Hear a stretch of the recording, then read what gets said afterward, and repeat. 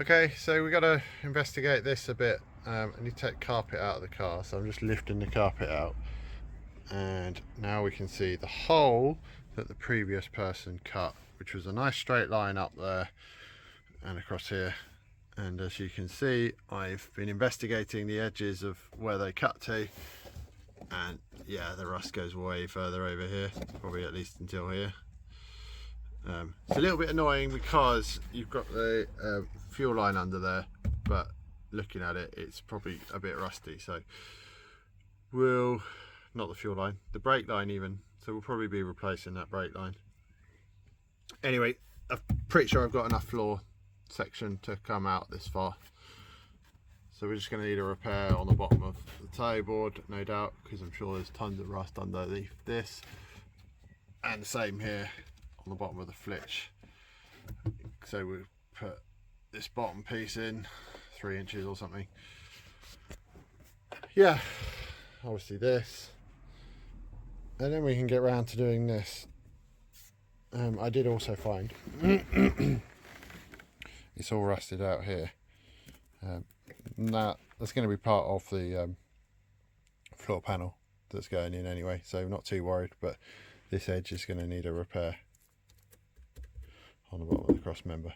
We'll take a look at the rest of the cross member, but I think for the most part it's okay. So maybe just new flange on both sides, because this one as well also doesn't really exist. So yeah, we'll stick a new flange on both sides of that. Okay, well that's what I've found investigating this area. Get this carpet out now. So I've just made up this piece. I think it might actually be aluminium, but put in the 4 hinge hole pattern exactly where it should be. So now we can bolt this up on the car, and it will give us the exact positions of these bottom holes, or at least the distance between the top and the bottom. I'll have to make note of just quite where it goes left to right, but I can trace along this line here on the, and leave that on the panel that's remaining to try and line it up. So yeah, we should have a chance of getting it in the right place now. Time for me to start doing some cutting in here then. So we need to get rid of this piece, and then we need to get rid of the hinge panel as well. And being as how I've got another year older, we've now got a little attachment for the air, which let's get into places where it was a bit difficult to get to with the old angle grinder. So it was relatively cheap, and you can see on the wear there, I've just tried him out on a bit of metal and it seems to work. So yeah, use the angle grinder mostly with the cutting disc, and then just get into the little edges with this. Let's crack on and cut some metal out.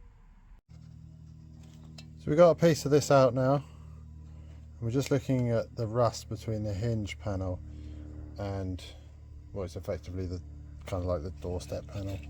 So that's the bit with the curve. So inside, behind where my thumb is. Now I can feel it was really pushing it apart.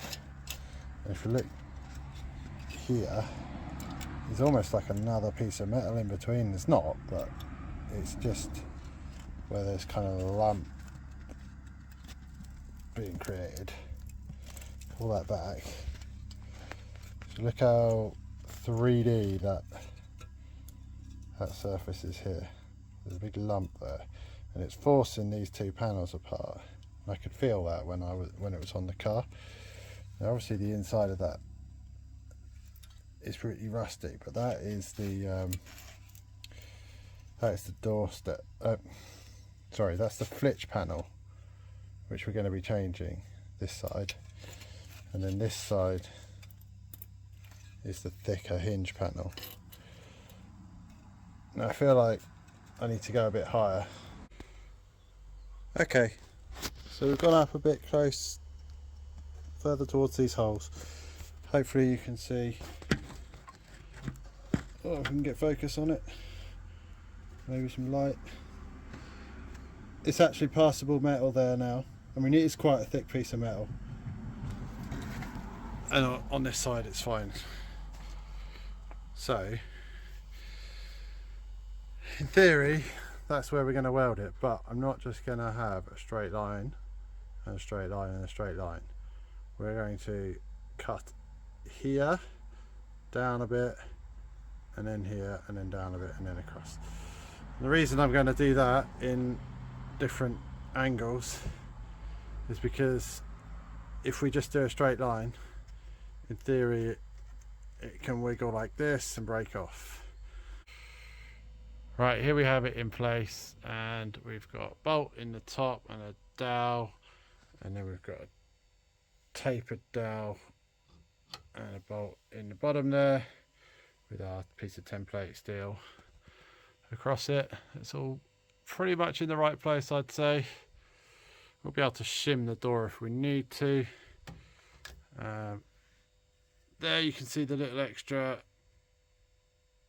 hole that I drilled and the silver shining through from the bottom. So we've got 3 reference points, 1, 2, 3 on that existing piece, and then we've got the dowel and the bolt in the bottom and the weld line on the back.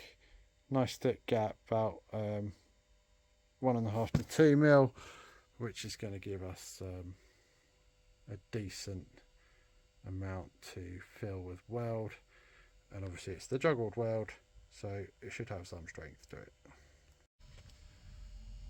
Here we are then, pretty decent, welded up all round and down the back here. Not so much on the inside there, but we turned up the amps on the welder because it's thick metal, so hopefully penetration is good all the way through. Take the E-coat off of here because this is a Magnum panel.